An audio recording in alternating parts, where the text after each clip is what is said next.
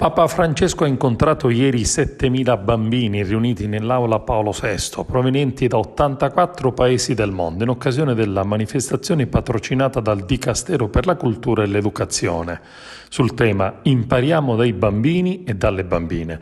Una iniziativa organizzata in sinergia con la comunità di Sant'Egidio, la cooperativa Auxilium, la Fondazione Perugia Assisi e Trenitalia.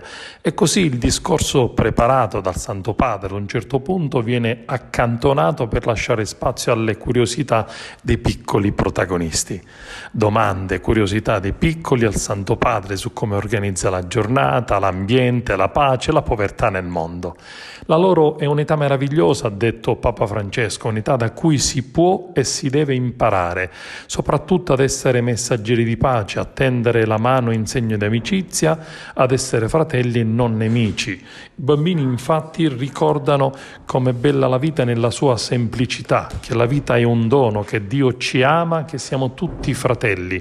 I più piccoli inoltre riempiono il mondo di grida di gioia e non dei boati della guerra, fatta da gente cattiva che fa male e distrugge, uccidendo anche loro i bambini, un'ingiustizia, una crudeltà.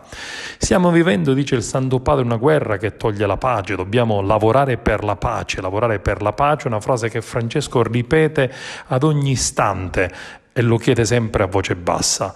Dal generale poi le domande si passano sul personale, ma il Papa cosa fa tutto il giorno? Mi alzo presto, prego e lavoro. La risposta: lavorare è salute, il lavoro dà dignità.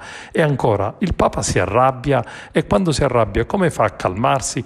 Tante domande che testimoniano la volontà del Santo Padre. La rabbia lasciamola per i cani, dice, e noi cerchiamo di essere sempre miti.